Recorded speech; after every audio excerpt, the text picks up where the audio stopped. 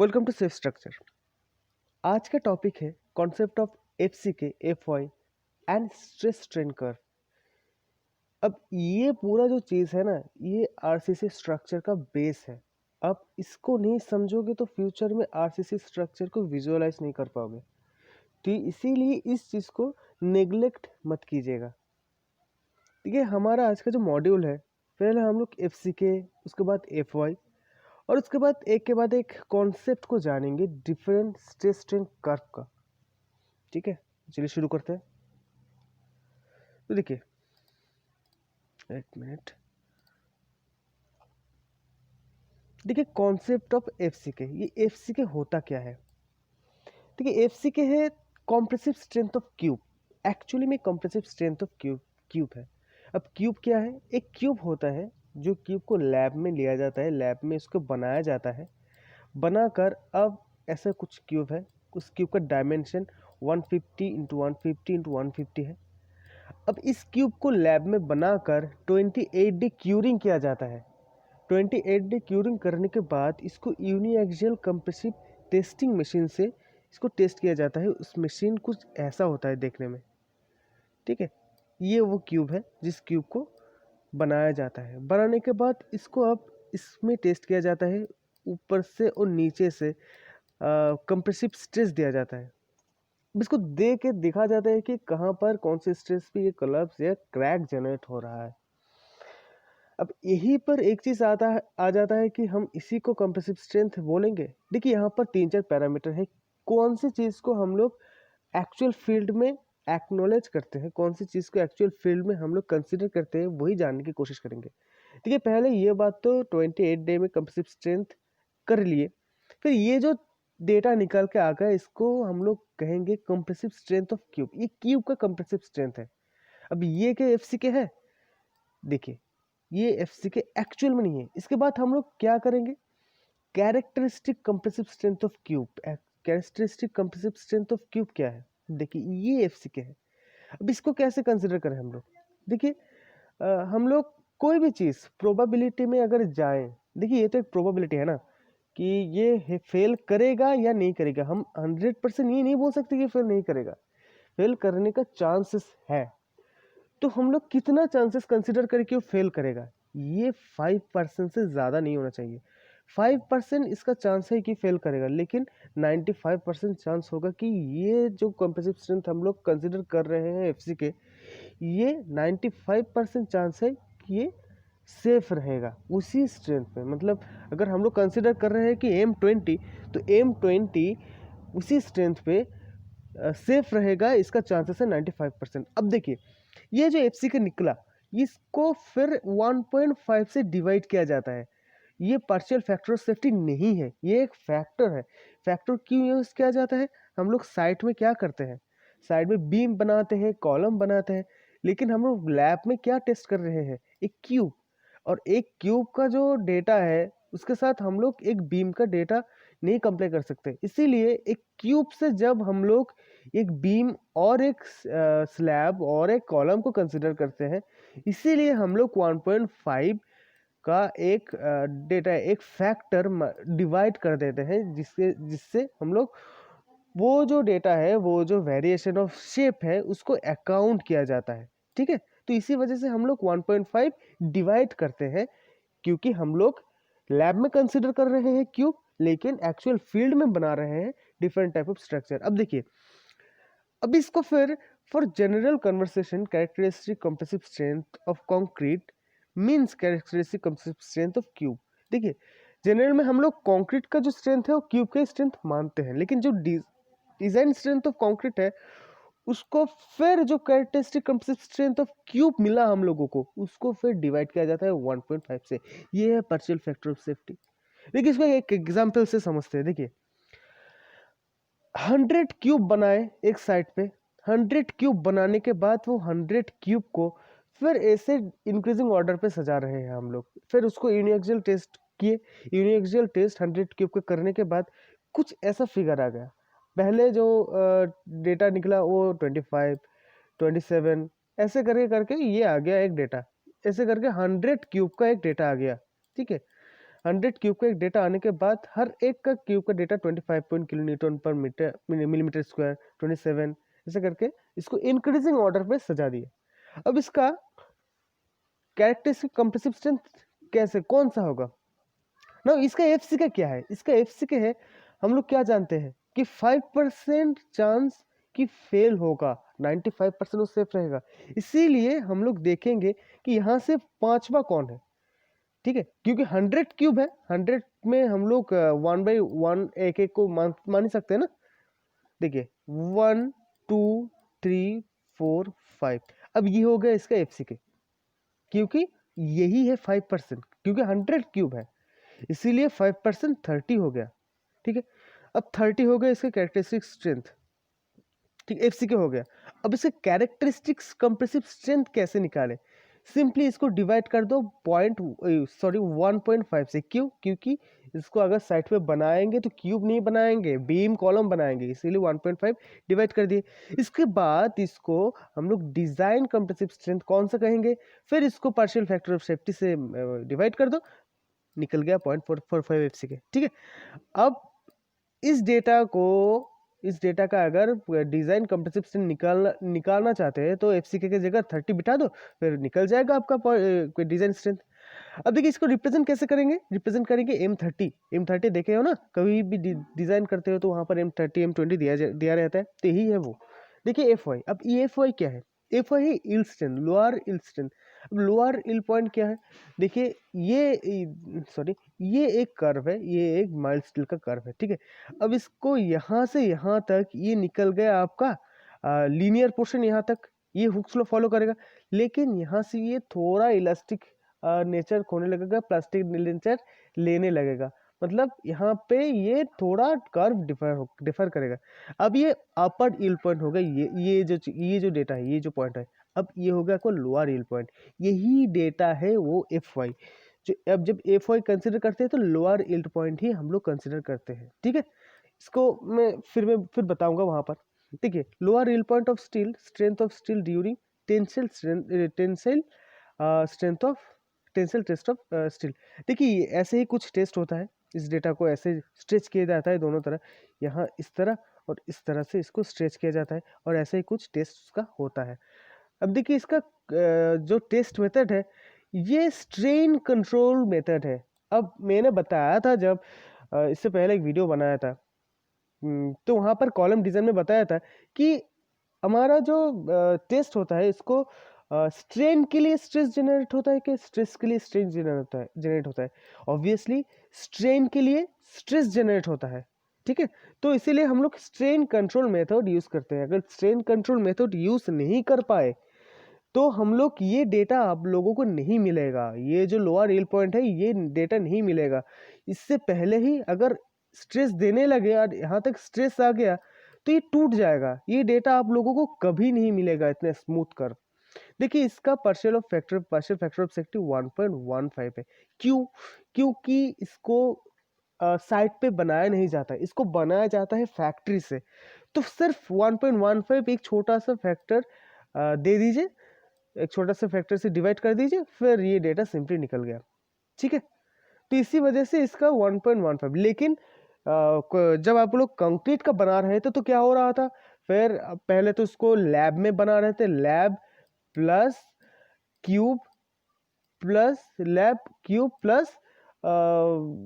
Lab और cube बना रहे थे, तो इसीलिए आप लोग इसको सिर्फ एफसी के, फिर इसको लैब में बना रहे थे, क्यूब नहीं सिर्फ शेप चेंज कर दिए, लैब में बना रहे थे बीम बना रहे थे, तो इसका 1.15 से इसको डिवाइड कर दिया। अभी लैब में नहीं साइट में बना रहे हो और बीम ही बना रहे हो, मतलब बीम कॉलम, तो फिर उसको 1.15 से मल्टीप्लाई करके 0.45 एफसी का आप लोग निकाल लिए।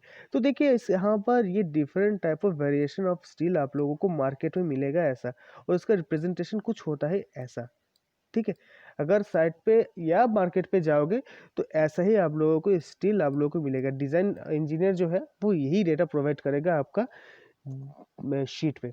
तो देखिए stress strain curve of concrete, stress strain curve actual में होता ऐसा है। तो फिर इसको एक्चुअल में ऐसा होता है, फिर इसको आइडियलाइज किया जाता है, वो हम लोग दूसरे वीडियो में पढ़ेंगे कि इसको आइडियलाइज कैसे किया जाता है। पूरे वर्ल्ड में जो कर्व का डिफरेंस है, जो आरसीसी का डेटा का डिफरेंस होता है, वो क्यों होता है, वो इसी आइडियलाइजेशन के लिए ही होता है। हम लोग कंसिडर करते हैं कुछ और इंडिया पे और यूरोप पे कुछ डिफरेंस कंसिडर करते हैं, पाकिस्तान में डिफरेंस कंसिडर करते हैं, बांग्लादेश पे, सब डिफरेंट कंट्री पे डिफरेंट डिफरेंट कंसिडरेशन होता है, इसीलिए डेटा स्लाइडली डिफर करता है कोड का। तो वही से वो कंसिडरेशन से ही वो डेटा डिफर करता है। हम लोग हमारा कैलकुलेशन के लिए ये आइडियलाइज करते हैं, तो वो बात का बात है, बाद में हम लोग देखेंगे। देखिए ये भी टेस्ट हो, स्ट्रेन कंट्रोल टेस्ट। अब देखिए जो डेटा का जो टेस्ट का स्ट्रेस स्ट्रेन कर्व का जो टेस्ट होता है, वहाँ का अगर लोअर यील्ड पॉइंट आपको नहीं मिलेगा, ये माइल्ड स्टील का मिल जाता है, ठीक से दिखाई देता है, लेकिन सब डेटा का सब टेस्ट का नहीं मिलता। मैक्सिमम डेटा का मैक्सिमम जो टेस्ट होता है, मैक्सिमम जैसे कि कंक्रीट डक्टाइल मटेरियल नहीं, ये ब्रिटल मटेरियल है।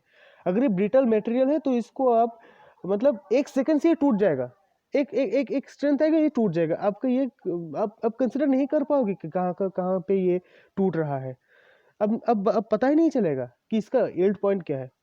जहाँ पे इसका यील्ड पॉइंट आपको पता नहीं चलता ना, तो आप लोग क्या करते हैं, 0.2% स्ट्रेन पे इसका स्ट्रेस, 0.2% स्ट्रेन पे इसका स्ट्रेस कंसिडर कर लेते हो। तो उस स्ट्रेस इसको हम लोग प्रूफ स्ट्रेस कहते हैं। इसको हम लोग क्या कहते हैं, प्रूफ स्ट्रेस। 20.2% स्ट्रेन पे जो स्ट्रेस हम लोग निकालते हैं, जिसका यील्ड पॉइंट हम लोगों को ठीक से पता नहीं होता, ठीक है। तो एक्चुअली जो कंक्रीट का स्ट्रेन है, मैक्सिमम स्ट्रेन, ये 0.5 से 0.6 तक होता है, लेकिन हम लोग साइट पे एज्यूम करते हैं, जब हम लोग डिजाइन पे, वो 0.03 सेफर साइड के लिए, ठीक है। स्ट्रेस स्ट्रेन कर्व जो है ये लीनियर नहीं है, ये नॉन लीनियर है। इनिशियली थोड़ा लीनियर रहता है, लेकिन ये बेसिकली नॉन लीनियर है। अब देखिए brittleness, modulus of elasticity increases with grade of concrete. Brittleness और मॉड्यूलस इलास्टिसिटी, ये आपका ग्रेड बढ़ाओ तो ब्रिटलनेस भी बढ़ेगा और मॉड्यूलस ऑफ इलास्टिसिटी भी बढ़ेगा। अब देखिए यहाँ पर एक माइल्ड स्टील का कर्व है, माइल्ड स्टील का कर्व ओ से ए तक, यहाँ पर ए तक, यहाँ पर कोई बात नहीं है, ये सिंपली हुक्स लॉ फॉलो करेगा। लेकिन ए से बी तक दिक्कत आ जाता है। क्या आ जाता है, देखिए बेसिकली एक स्टील जो है ना, यहाँ पर मेटेलिक बॉन्ड रहता है स्टील पे। मेटेलिक बॉन्ड मतलब एक इलेक्ट्रॉन क्लाउड के अंदर वो जो एटम है, वो एटम रहता है, और यहाँ पर कार्बन का थोड़ा बहुत इम्प्यूरिटीज रहता है। और ये कार्बन अच्छा है, मैं ये नहीं कह रहा हूँ कि इम्प्यूरिटी से बुरा है, लेकिन ऐसा नहीं है, ये कार्बन अच्छा है, ये ब्रिटल करता है कंक्रीट बोल रहा हूँ, स्टील को, तो इसलिए कार्बन अच्छा है। तो ये एफसीसी फेस भी है, वो डिफरेंट बात है। एफसीसी फेस जो इसका बॉन्ड है, ये एफसीसी फेस है, इसका जो स्ट्रक्चर है। देखिए वो ए तक, वो से ये वो हो गया, वो से ए तक ये आ गया लीनियर, यहाँ से ये प्रोपोर्शनल लिमिट भी फॉलो करेगा, लेकिन ए और बी ये नॉन लीनियर हो गए, क्योंकि यहाँ से प्लास्टिक नेचर मिलता है, यहाँ से ये प्लास्टिक थोड़ा प्लास्टिक नेचर लेता है, और ये बी इलास्टिक लिमिट हो गया, ठीक है। अब सी डैश ये अपर यील्ड पॉइंट हो गया, ठीक है। अब सी डैश से आगे आपका सी, ये लोअर यील्ड पॉइंट, जहाँ पे हम लोग बोल रहे थे कि वो एफी 250 जिसको हम लोग कंसिडर कर रहे थे, वो यही है, वो this portion is the point, ठीक है। अब माइल्ड स्टील में हम लोग ये अच्छे से कंसिडर कर सकते हैं, इसको दिखाई देता है कहाँ पर ये लोअर यील्ड पॉइंट आ रहा है। ये होता क्यों है, देखिए यहाँ पर जो ये आयरन क्लाउड जो है, क्लाउड में डिफरेंट बॉन्ड मेटल रहता है, कि आयरन के ऐसे बॉन्ड रहता है, और यहाँ पर कार्बन का भी बॉन्ड रहता है, ठीक है ना, यहाँ पर कार्बन भी रहता है। अगर इसको स्ट्रेन दोगे तो ये कार्बन का जो एटम है ना, स्लिप करेगा, ठीक है।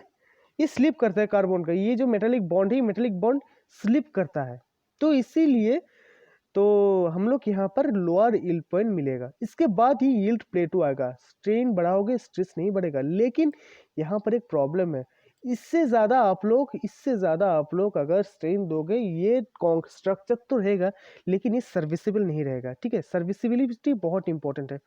इसके बाद यहाँ पर जब आओगे ना, यहाँ पर जब आओगे सीडी, ये plastic behave of plastic material, ये प्लास्टिक मटेरियल तक यहाँ पर बिहेव करने के बाद यहाँ पर जब आओगे टी, यहाँ पर स्ट्रेन हार्डनिंग मोड ले लेता है। स्ट्रेन हार्डनिंग क्यों? जब जो एटम है यहाँ पे स्ट्रेन कर रहे हो, ये डिसऑर्डर हो जाता है। यहाँ से ये आयरन यहाँ पर आ गया, ये आयरन यहाँ पर डिसऑर्डर होकर एक मतलब एक एटम का डिसऑर्डर ओरिएंटेशन क्रिएट होता है। अब डिसओरिएंटेशन की वजह से यहाँ पर थोड़ा स्ट्रेन दोगे तो स्ट्रेस जनरेट हो रहा है। ठीक है, तो ये हो गया अल्टीमेट पॉइंट। ठीक है, यहाँ से फिर ई एफ है नेकिंग पॉइंट। नेकिंग पॉइंट क्या है? अगर ये चीज़ नेकिंग पॉइंट, ये ध्यान से देख लो, ये अगर एक चीज़ को, एक स्टील को आप टेस्ट पे बिठाए हो तो धीरे धीरे स्ट्रेन जनरेट कर रहे हो यही तरफ, तो यहाँ से ये चीज़ ऐसे ऐसे ऐसे ऐसे ऐसे होने लगेगा, ऐसे ऐसे ऐसे ऐसे ऐसे ये थोड़ा एक नेक क्रिएट करने लगेगा। ये है नेकिंग पॉइंट। ठीक है, अल्टीमेट पॉइंट इसका नेकिंग रीजन। इसके बाद ये नेकिंग रीजन क्रिएट करने लगेगा और एफ में आके ये टूट जाएगा। ठीक है, अब देखिए इसको ओवरकम करने के लिए ए माइल्ड स्टील सर्विसेबल नहीं है। आप इसको कंसिडर कर ही सकते हो, लेकिन इसको सर्विसेबल बनाने के लिए आप लोगों को कुछ करना पड़ेगा। माइल्ड स्टील 250 के बाद इस यहाँ तक आप लोग स्ट्रेन दे पाओगे, 250 तक। 250 तक आप लोग 250 से ज़्यादा आप स्ट्रेस प्रोवाइड नहीं कर, स्ट्रेस ये लेता नहीं है, तो आप लोग क्या करोगे? तो ये जो रीजन है प्लास्टिक रीजन, यही है आपका सर्विसिबिलिटी ना देने की वजह। यहाँ से ये स्टील जो है ये बेंड हो जाता है, इसीलिए वो स्ट्रक्चर क्रैक क्रिएट कर देता है कंक्रीट के अंदर, इसीलिए सर्विसिबल नहीं रहता। ठीक है ना, अब सर्विसिबल नहीं रहेगा तो ऑब्वियस सी बात है उस स्ट्रक्चर में, वो बिल्डिंग में हो या ब्रिज में कोई जाएगा नहीं, कोई रहेगा नहीं। तो इसीलिए इस प्रॉब्लम को ओवरकम करने के लिए HYSD आया है, जो बनाया है ये कंपनी टॉर। ये टॉर नाम इसीलिए पड़ा, ये फर्स्ट कंपनी था जो ये HYSD बार बनाया है, तो इसीलिए आज भी इसे टॉर बोलते हैं हम लोग। और HYSD का एक्चुअल नाम है हाई यील्ड स्ट्रेंथ डिफॉर्म, और इसको CTD भी बोला जाता है, कोल्ड ट्विस्टेड डिफॉर्म। अब कोल्ड ट्विस्टेड डिफॉर्म क्यों बोला जाता है? अब देखिए, अब इसको बनाया कैसे जाता है, इसको हीट दिया जाता है, हीट देने के बाद एक टेम्परेचर में लाया जाता है, उसको फिर ठंडा किया जाता है 200 डिग्री सेल्सियस टेम्परेचर तक। ठंडा करने के बाद इसको फिर स्ट्रेचिंग किया जाता है, स्ट्रेच किया जाता है। यहाँ पर आने के बाद, यहाँ तक आने के बाद उसको स्ट्रेच किया जाता है। स्ट्रेच करके, स्ट्रेच करो, फिर उसको ट्विस्ट करो, स्ट्रेच करो, ट्विस्ट करो, ऐसे करके ये एक साइक्लिक ऑर्डर में इसको किया जाता है। ठीक है, अब करने के बाद ये जो यील्ड प्लेटो है, इसको हम लोग नालीफाई कर देते हैं कि ये वो जो नया स्टील बन रहा है वहां पर ये चीज आएगा ही नहीं, यील्ड प्लेटो, वो प्लास्टिक रीजन आएगा ही नहीं। तो अब जो मटेरियल है आपका, उसका फुल यूटिलाइजेशन होगा। 250 पे ही आप लोग लिमिट नहीं रहोगे, आप उससे ज़्यादा का स्ट्रेस उस पर जनरेट कर पाओगे। अब उसके 415 का स्ट्रेस जनरेट कर पाओगे, अब वहाँ पे 500 का स्ट्रेस जनरेट कर पाओगे। ठीक है, 250 तक जनरेट कर दिए तो इससे ज़्यादा लोड दिए तो वो डिफॉर्म कर गया, इसीलिए आप लोग यहाँ पर 500 तक जनरेट करने के लिए आप लोग ये काम कर रहे हो कि उस स्टील का फुल यूटिलाइजेशन हो। यहाँ पर भी वही प्रॉब्लम आपका, अगर ये नया जो स्टील बन गया, नया जो कर्व बन गया HYSD बार का, अब यहाँ पर क्या होता है, जो लोअर यील्ड पॉइंट है ये ठीक से दिखाई नहीं देता, इसीलिए 0.2% पे हम लोग प्रूफ स्ट्रेस कंसिडर कर लेते हैं। यहाँ पर ही आप लोग जो स्ट्रेस कंसिडर करते हो, ये पर यही है इसका अल्टीमेट स्ट्रेस। ठीक है, यही पर हम लोग 415 जो भी है वो हम लोग कंसिडर करते हैं। तो I hope you understand the video. Thanks for watching, please like subscribe the video. Thank you very much.